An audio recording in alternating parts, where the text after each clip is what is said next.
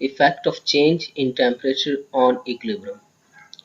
Students, होता ये कि आपको पेपर में, बोर्ड के पेपर में एक इक्वेशन गिवन होती है। उस इक्वेशन में आपसे कहा जाता है कि अगर इस इक्वेशन पे टेम्परेचर हम चेंज कर दें तो आप प्रिडिक्ट करें कि इक्विलिब्रियम किस डायरेक्शन में शिफ्ट करेगा और अमाउंट ऑफ प्रोडक्ट पे क्या इफेक्ट पड़ेगा। उसके लिए दो इम्पॉर्टेंट पॉइंट्स हैं, वो आपने याद रखने हैं। पहला पॉइंट है increase in temperature favours endothermic reaction, यानी कि जब हमारा रिएक्शन एंडोथर्मिक होगा तब ये रिएक्शन फेवरेबल होगा हाई टेम्परेचर पे, ज़्यादा टेम्परेचर पे। एंडोथर्मिक रिएक्शन वो होता है जिस रिएक्शन में हीट एब्जॉर्ब होती है।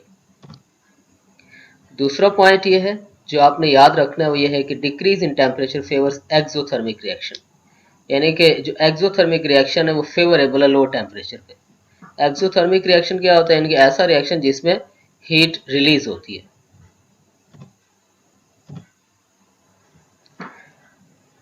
कंसीडर द फॉलोइंग रिएक्शन, जैसे हमारे पास ये रिएक्शन है 2SO2 plus O2 double arrow 2SO3, यानी कि सल्फर डाइऑक्साइड ऑक्सीजन से मिलकर सल्फर ट्राइऑक्साइड बनाती है। इस रिएक्शन में डेल्टा H की वैल्यू -193 किलो जॉल है।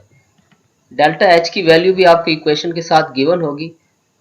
उस डेल्टा H की वैल्यू से आपने आइडेंटिफाई करना है कि रिएक्शन, जो गिवन रिएक्शन है एक्सोथर्मिक है या एंडोथर्मिक है।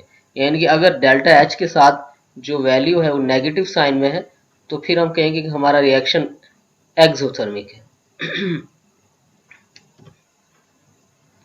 अब हम आते हैं इसके सॉल्यूशन की तरफ। सबसे पहले आपने क्या करना है कि इक्वेशन को आपने दोबारा लिखना है, और क्योंकि रिएक्शन एक्सोथर्मिक है, एक्सोथर्मिक रिएक्शन में हीट को हम प्रोडक्ट वाली साइड पे लिखते हैं, यानी कि इक्वेशन की राइट हैंड साइड पे लिखते हैं।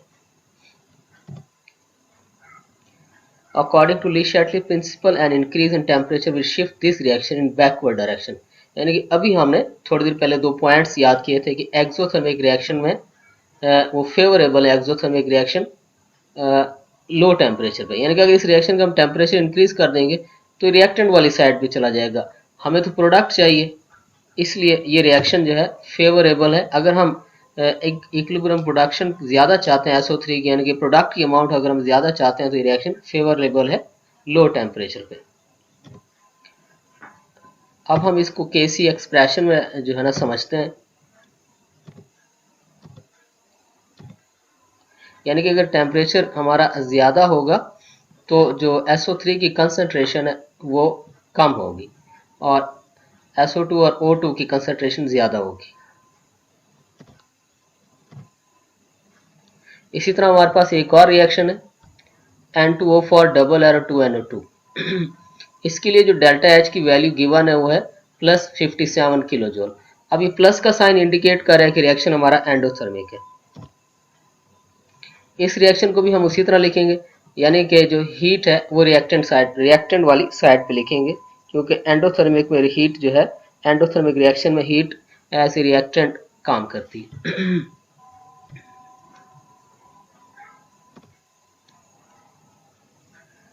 An increase in temperature will shift this reaction in forward direction, यानी कि रिएक्शन एंडोथर्मिक है तो ये रिएक्शन फेवरेबल है एट हाई टेम्परेचर पे। हाई टेम्परेचर पे प्रोडक्ट की अमाउंट ज़्यादा होगी। जैसे हम इसको Kc की वैल्यू से इंडिकेट कर रहे हैं,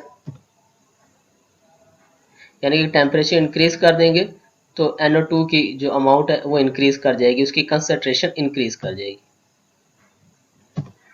और N2O4 की कंसंट्रेशन हाई टेम्परेचर पे डिक्रीज कर जाएगी। अगर हम टेम्परेचर इसका डिक्रीज कर दें, यानी कि टेम्परेचर कम कर दें, तो रिएक्शन फिर बैकवर्ड डायरेक्शन में होगा, तब N2 और O4 की कंसंट्रेशन ज़्यादा होगी।